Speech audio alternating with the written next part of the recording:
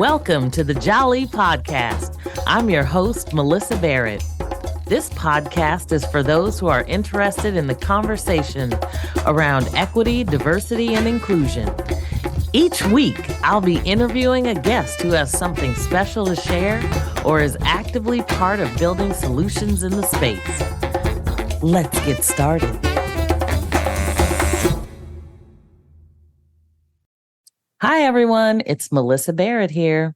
I figured since everyone is talking about artificial intelligence and how it is being incorporated into all sorts of things with Chat GPT and everything else, that it might be kind of fun to repost an episode that I did really early on in, I think it was 2020.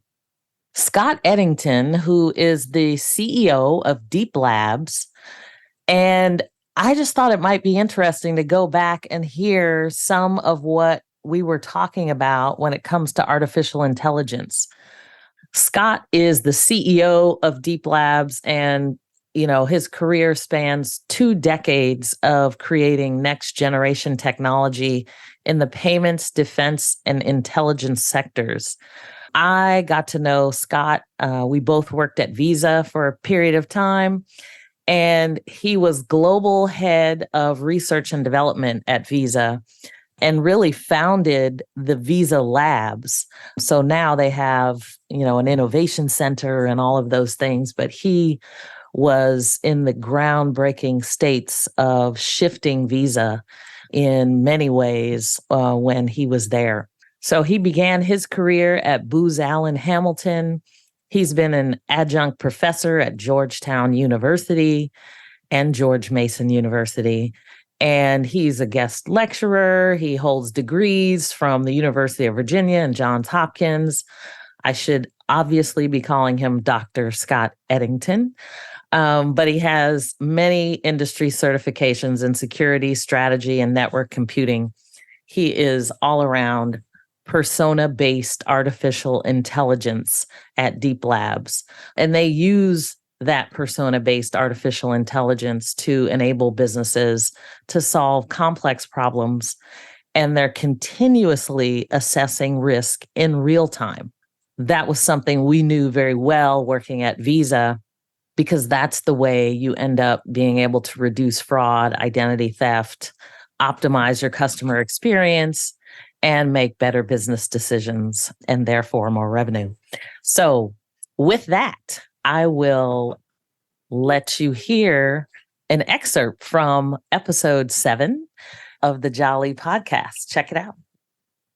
Dr. Edington, thank you so much for joining me for this wonderful conversation. I am ecstatic to talk to you about all of the things that you have accomplished with respect to now you being the CEO and co-founder of Deep Labs. And maybe we could just start there and you can talk about, what is Deep Labs? Sure. Well, number one, thanks for taking the time to spend with me this afternoon. I really appreciate the opportunity. So Deep Labs, in a 30-second overview, moving to you, it's a company that's pretty much focused entirely on context-aware artificial intelligence capabilities. And so what that means for the non-geek out there effectively is, think of a world where computer systems really fully appreciate what persona you might be exhibiting at any given moment in time. So the easy example I always use is Scott Edington sitting in Oakland, California, pre-pandemic is a little different than Scott Edington having sheltered in place for 2.5 to 3 months in Oakland, California. Yes, from an identity perspective, it's still Scott, but obviously the context and everything around all of us has shifted. And because of that, having systems that are intelligent enough to understand that, yes, still Scott, but the personas that Scott will now exhibit will be dramatically different or will have shifted based on context, based on surroundings, based on, everything that's happening in 2020. Yeah, that's interesting that you call them personas, because as in the world of diversity and inclusion, and of course, I've worked in the area of identity, it's all about your identity. And it's almost like we have multiple identities all over the place. whether you're at work or at home or, what your shopping looks like or any of that kind of stuff. So those personas, I'm assuming, can really engage a person in different ways depending on what they're trying to do. No, I think you nailed it, Melyssa. Obviously, given your background, you fully appreciate all the interesting things that have happened in the industry in the last 10, 20, now 30 years of our respective careers. And the reality is that, circa 2005, 2010, simply using sort of static attributes like mom's maiden name or social security number, that was fine, frankly. And that's how most of the system sort of keyed off of understanding, is it really Scott or is it not, right? But as we all know, unfortunately, due to some well-known data breaches and other things that have occurred now in the world, those static signals are frankly very much antiquated or, in my vernacular, decayed. And they've decayed because everyone has access to them now. I mean, you can Google where I went to high school, you can Google where I was born, like it's freely available and most times pretty accurate. And if things you can't Google, you can certainly find on the dark web for next to nothing. And so because of that, as we built in those practitioners, there were a number of point solution providers that came up specifically focused around things like address verification or device signals and device intelligence, which again, were absolutely fantastic as a sort of a way to sort of patch the holes. But unfortunately, like anything else, the advanced persistent threats that exist out there, whether it be from nation state actors, whether it be from folks who are individuals trying to do nefarious things, these signals have also decayed. And so what we've really been focused on is figuring out a mechanism and capabilities now we have to effectively create a full context-rich understanding of about an actor. And an actor for us, by the way, could be an organization, it could be a consumer, it could be a human being, it could be a bot. But the idea is effectively we want to be able to understand at multi-layers which signals should be used to identify what context that actor should be in, and then understand exactly what persona we'd expect that actor to exhibit at this moment in time versus what reality is. And then effectively figure out a mechanism to see whether or not is that really who we expect Scott Edington's persona to be right now versus, we've actually seen this persona before. And last time we saw it was associated with a bad act. You know what? I know they presented all the correct credentials, but decline. Or, you know what? It's a little different than we might expect from Scott at this moment, but he's in Washington, D.C. today as opposed to in California. Therefore, let's not introduce friction to this consumer experience. Let's go ahead and approve that transaction. And so it does work both ways, either from a propensity standpoint or an authorization standpoint, all the way to the opposite spectrum, which is advanced risk capabilities. One of the things that I hear a lot about is just in terms of people of color. And, I spent a lot of time, obviously, on financial education. And so there is this whole segment about financial inclusion. And essentially, there are many people, specifically of color, who are not part of the financial system. But I think all economies think that they should be working or at least have a strategic plan to address financial inclusion. So can you talk a little bit about how artificial intelligence and where we're going impacts people that are not, maybe they don't have a bank account or they aren't, maybe they're using a check cashing or, doing some alternative financing. How does that impact some of the stuff that you're doing with artificial intelligence and all of those discussions we're having on privacy and other things?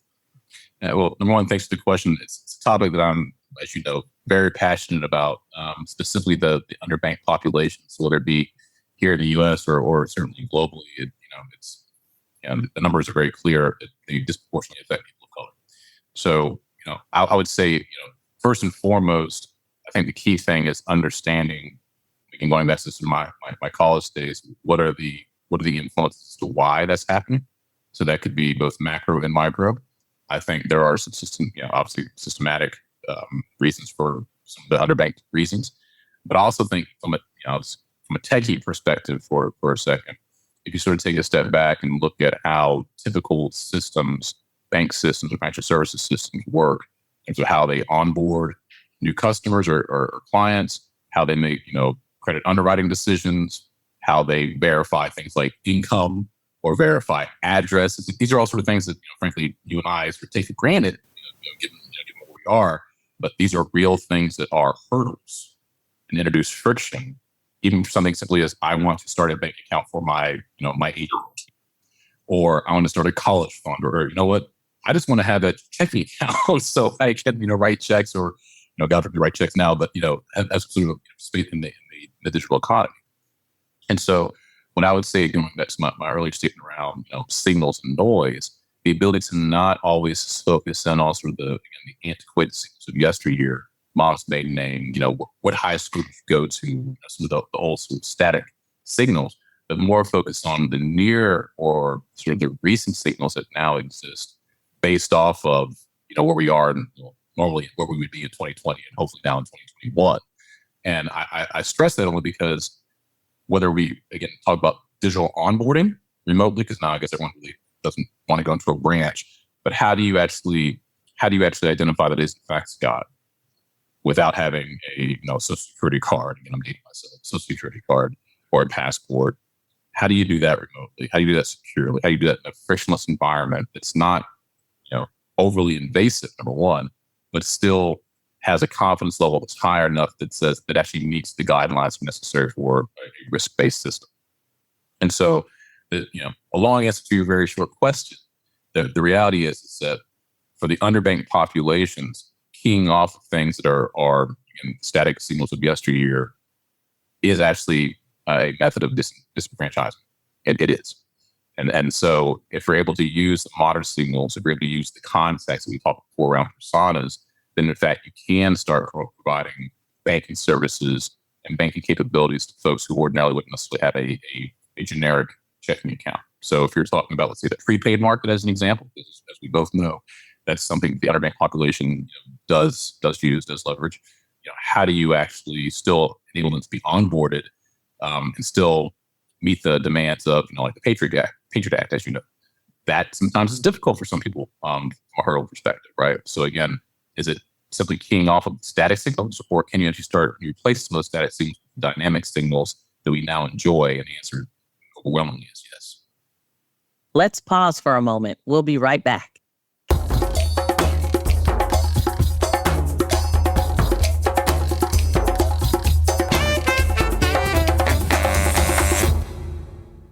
Well, and it's interesting because it seems like the more signals we get, the more models are built that provide, things like credit scoring and fraud scoring capabilities.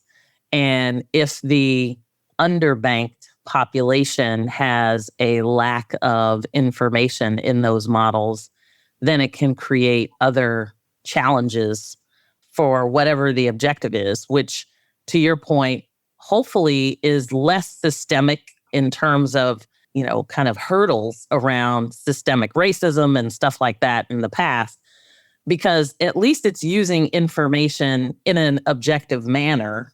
But if the data is not there, then I guess you have other issues. So how do you account for things like signals that aren't really there? Mm-hmm. Now to answer two parts, I think first thing is, let's just fully recognize how the old systems work, right? And what they over-index for, which is, given your background, firsthand, they're over-indexed for things that tend to represent a certain population, not others, right? So if you just look at it from just a pure data science modeling perspective, what does the sample look like, right? And figuring out what should the sample be in 2020 versus maybe what it was in 1985 or 1990, when a lot of these systems were first sort of theorized, right? And so if you sort of eliminate the lag of proper sampling, you actually fix that. That's step one.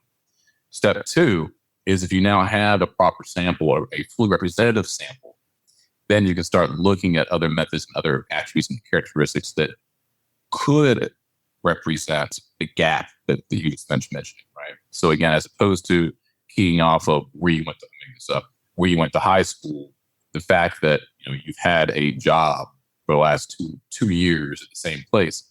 Frankly, I'd rather know that than where you went to high school. Yeah, where I was high school, back in the early 90s, right? So, and I sort of say it somewhat flippantly, but it's actually true. Again, if you really just think about the context surrounding each individual, human beings are remarkably great at picking up on things, right? You know when someone's a little bit off that day, right? Or something, your gut says something's not quite right.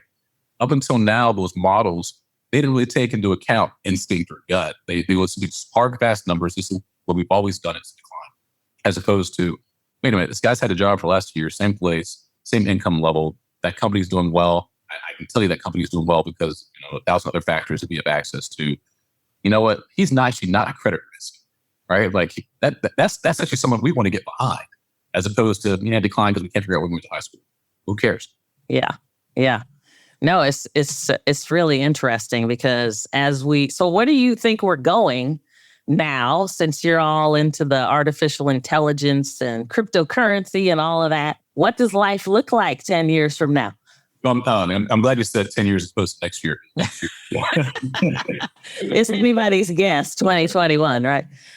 I'll probably be happy to make it to 2021, right? No, in all seriousness, I think from a financial services perspective, I think it really does come down to just hyper personalization, but not in like a creepy way where it's like, oh, okay, yeah, no, this is too sci-fi-ish, like 1980s, the sci-fi movie-ish. I don't want that, right? But what customers do want, and to be fair, it's also a little bit generational, right? So the kids sound old now. If the kids are growing up right now, they have a certain expectation about what an experience looks like versus someone, let's say my parents' age, who are like, wait, no, I want to actually type in my name. I don't want them to know it was me to just walk in the door, right? And it's slightly generational, but I would say to answer your direct question, 10 years from now, it really is all about hyper personalization. It is about understanding not only that it's Scott, but it's Scott on a Friday afternoon, someone dressed down. And right now I can tell you, I can extrapolate that Scott's sort of quasi-business Scott, but he's sort of sliding into the weekend. So his persona will have shifted. The thing is that Scott will expect to have as he walks into a restaurant or walks into a grocery store will be dramatically different than if he was Tuesday afternoon, full suit in New York City, walking down the street. Yeah, it's still Scott, but hey, I'm going to influence Scott to maybe purchase this item. Or you know what? Don't bother Scott at all because very clearly he has a serious look on his face, carrying this briefcase, and he said it's a customer meeting. And so again, for me, it is about total hyper personalization. It's about understanding exactly what persona that actor is exhibiting at that moment in time. What persona we expect that person to exhibit in a window of time, and then ultimately how do you best create an environment that is friction free and also very secure that again creates that hyper personalized experience such that that consumer wants to use your product, or that consumer wants to be part of your community. I mean, it's not totally geek out on you, but like that's what's coming, and frankly, that's what's already here. Yeah. Well, that's really interesting because I'm maybe dating myself now, but I still remember the Jetsons when I was growing up. And that's what it feels like. We're kind of moving into the Jetsons, which, is pretty old when you think about what they were envisioning way back then. So very interesting stuff. Well, I'd say what's funny though about because I used to watch the Jetsons and all that stuff too, is that if you really sort of dissect those shows, like a lot of that stuff's already happened. Yeah. Right? So whether it be the scooters that try to knock me over in the middle of Oakland half the time, or down in here in DC, that's real, right?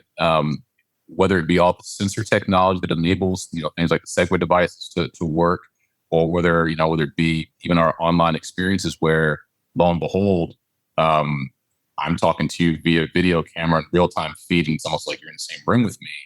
That was all. I mean, I don't know about you, but I know when I was growing up in the late 70s and the 80s, that was all sci-fi stuff.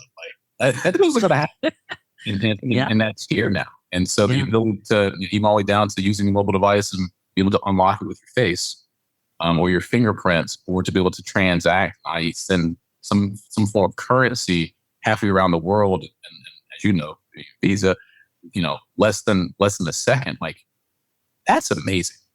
Right. And that's already here right now. Yeah, I love it. So I'm going to kind of go off on a little bit of a tangent because I know now that you lead a company, Deep Labs, there has to be lots of discussion on representation and diversity and and I know you have somebody that's dedicated to, I think they call it people and culture, if I remember her title properly. And, I have been at places where people say, I don't want to talk about company culture. We don't have a corporate culture. What does that mean? Now we have this whole segment of people that are focused on diversity and inclusion. And I think probably every practitioner would agree that ideally those jobs should go away at some point, because really we should have diversity and inclusion, belonging, equity, all embedded into all of the company activities. So are there things, especially in your business, I imagine, with representation being challenging for STEM students, like what are some things that you guys are thinking about in terms of, accessing talent in those areas? Yeah, great question. As you know, well, that's a topic I'm quite passionate about and fully believe in. So I would say, my mindset, to be fair, is also very much given the fact that both my parents were children of the '60s, growing up in the South, and again, my grandparents, both sides, were educators. So again, education is very important. It's the building blocks of how you sort of get ahead, so to speak, right, to actually achieve the quote unquote American dream. And so with that as a backdrop, my father worked at HBCUs for most of his career. And so again, understanding how HBCUs work, understanding how the network effect associated with that, something we, whether it be when I was at Booz or at Visa, and certainly now we do tap into from a pipeline perspective. The good news is there's plenty of folks out there who are, super motivated, highly intelligent, and they just want an opportunity, right? The difficult part is figuring out how to map those folks who have all those attributes that you want into roles that, and frankly, also locations where there are communities of people of color, right? And so for us at Deep Labs, the cool thing, I was going to plug my company for a second. Sorry, I have to do it.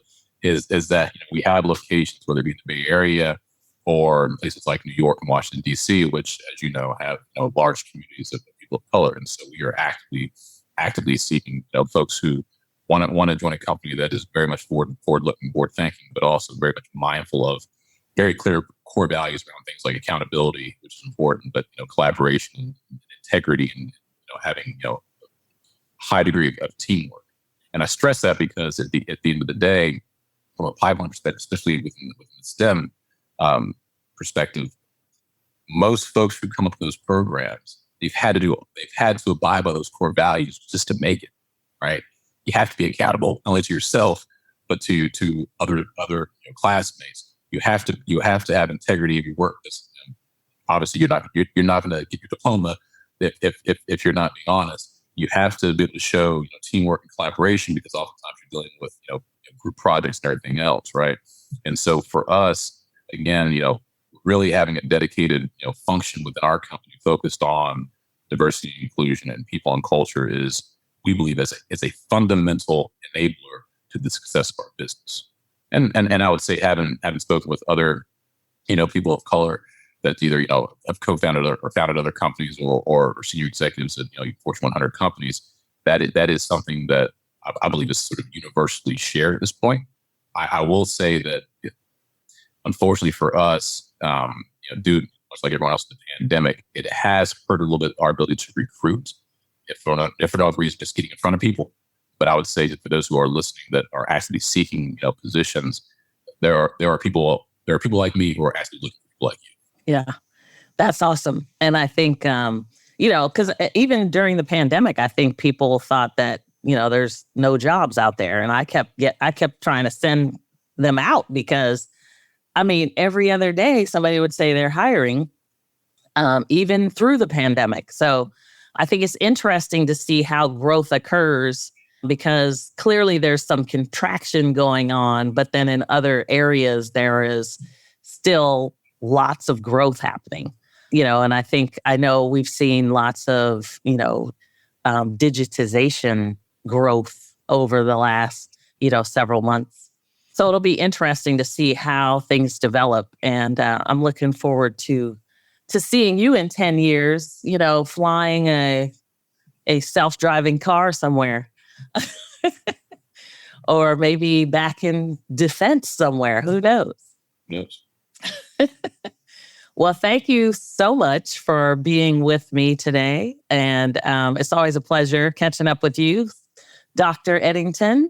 And I know you do a lot of teaching. I know that's near and dear to your heart as well. So I appreciate you bringing up historically Black colleges and universities, because a lot of the HBCUs don't get the credibility, the visibility that they really deserve. So kudos to your parents and your grandparents for putting so much into you that you can continue to feed it into other generations.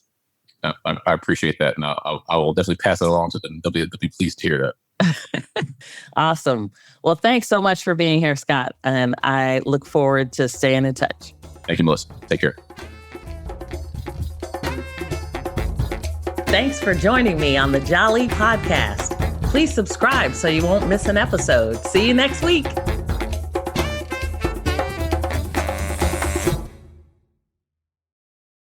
This podcast is a part of the C-Suite Radio Network. For more top business podcasts, visit c-suiteradio.com.